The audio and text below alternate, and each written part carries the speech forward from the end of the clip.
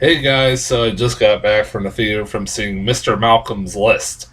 Another one of those random movies that my theater decides to play for some reason, but won't play other movies like, fucking took forever for like me to get Licorice Pizza last year. Like, it's very weird, random sometimes what movies we get. And this is one of those, I was like, Mr. Malcolm's List? I have to sit and think about it for a few minutes. I was like, oh yeah, and I read the plot of the movie. I'm like, oh yeah, I remember getting a trailer for that like one time, and forgetting that was a fucking thing that existed. Uh, it's kind of almost rare for me to only get a trailer only one time. I usually get the same trailers like every fucking single time. Like, I remember from like January to March, even probably even longer than that, I was getting like the trailer for that Nicolas Cage Unbearable Weight of Massive Talent, which you haven't seen that, go see. Definitely check that out. I think it's on video on demand. It's a very good movie, by the way. I get that trailer a lot, almost in front of every damn movie. And like I said, I have to go see everything that come out, so I had to get that trailer like multiple times in a week. It was annoying. Um, yeah, I only got one trailer for it, and I remember thinking, I was like, yeah, it looks all right. Not really my thing, but it looks all right. It looks like it'll be like some kind of. It could be like one of those highly critically acclaimed period dramas, and yeah, it was pretty good. I didn't mind it. Short end of the short analysis of my review, it was pretty good. I thought it was fun. I thought it was a cute little movie. It was harmless. It was better than Minions, so that's the highest praise I can give it. It's not really usually my cup of tea, this kind of movie, but I thought it was fine. I enjoyed it for what it was. It's kind of like when I saw Downton Abbey, the new Downton Abbey, like back in May, which goddamn, it only seems like it was like that a couple days ago when I did that. But I remember seeing that, and I didn't care for the first Downton Abbey, and the first Downton Abbey movie, which I've never even seen the TV show, so and I didn't care for the movie, but I kind of liked the sequel. I don't know how that fucking happened, but it did. It just did. I kind of liked the sequel a little bit. Um, but I kind of put that in the same category. Usually, this kind of stuff I'm not into. It's like this movie is like a kind of like a Jane Austen esque story. So it feels like something that Jane Austen would have wrote, but she didn't write it. It is based off a book. I don't know how old the book is. I would have to look it up. I'm not sure how old the book is, how when it came out. But I know it's not written by Jane Austen, but it feels like a Jane Austen story. It feels like these characters feel like something that would come out of a Jane Austen story. If you don't know what the story is about, it's about these rich British people. Uh, there's this rich British man that all the women swoon over that is like has this weird list of requirements that his suitor, the woman he ends up marrying, has to have. He has all these lists, and one of the main girls in the movie gets turned down by him, even though they went on like a date, one date or so, but she feels scorned because of him turning her down, and it kind of becomes like the public gossip. It even gets like there's a cartoon put in a newspaper. It becomes somehow fucking a little bit of gossip enough that it goes and it becomes like a political cartoon in a newspaper, and it becomes the talk of the town. And this girl's embarrassed, so she decides to hire her friend to, once she finds out that he has this list of requirements of what he wants in a bride, she gets her friend to go along with a plot to have her friend basically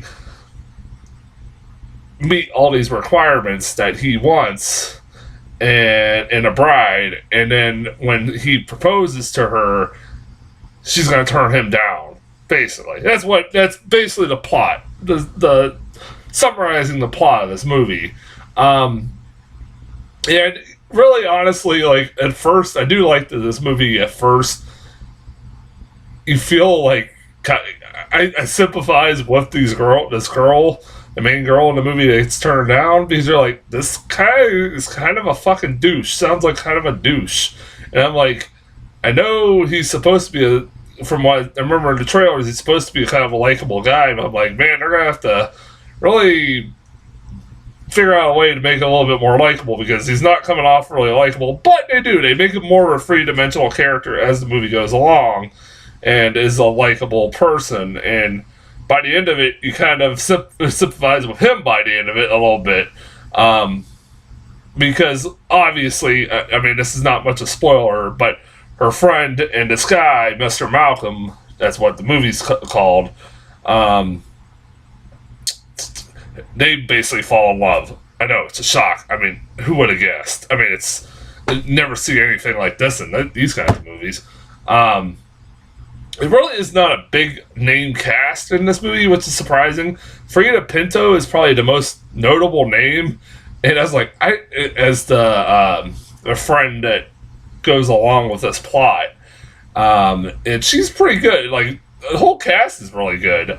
I recognized some of the actors. I couldn't remember if I'd seen it. I'm not gonna look. One second. I'm not gonna get my phone. I'm gonna look and see.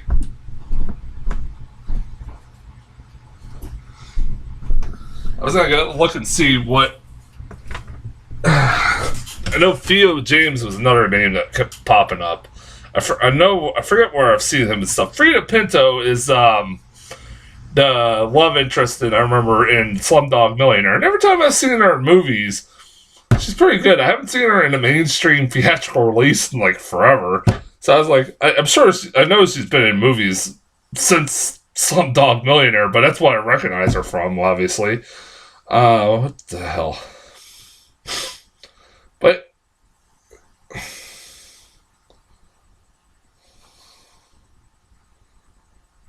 I swear, man, huh? Her friend, the main girl that gets turned down, it looked familiar, but apparently I've never seen her in anything. She was very good too. I also like the guy who played Mr. Malcolm, who was played by. Let's see if I noticed Oliver Jack. No, was it? Oh no, it's not Oliver Jackson. Sope Dorizu? I don't know. Yeah, I don't recognize him from anything. So it's like, but I swear to God, they look like recognizable actors. But they're all really good and really likable characters and really well done movie. It was a really charming movie. I was never bored. It's one of those movies I was glad I didn't watch this like I did back in the day before I got my new job. When I was working my other job, I would work 1 to 9, 1 in the afternoon at 9 p.m., and then like catch the late showing of whatever movie was out, which would be like at 10 or 10:30. So I'm glad I didn't have to do that for something like this. So I probably would have been like half asleep, like sitting in a theater, like half asleep, and I probably wouldn't have given it a good rating. But I enjoyed it. I did. For what it was, I thought it was pretty good. It was an enjoyable sit. It was nothing too bad about it. It was better than Minions, like I said. I highly recommend it. I don't think this movie's gonna do well. It was the only person in the theater. The theater was packed. Probably, I mean, my movie theater is still showing Top Gun, Jurassic World. Unfortunately, still doing well. I know Top Gun's doing well. Elvis did well.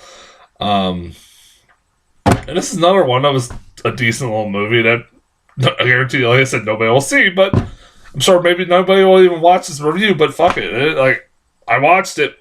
Here to tell you, it's pretty good. Go watch it. Yeah, that's as far as Mr. Malcolm's list goes.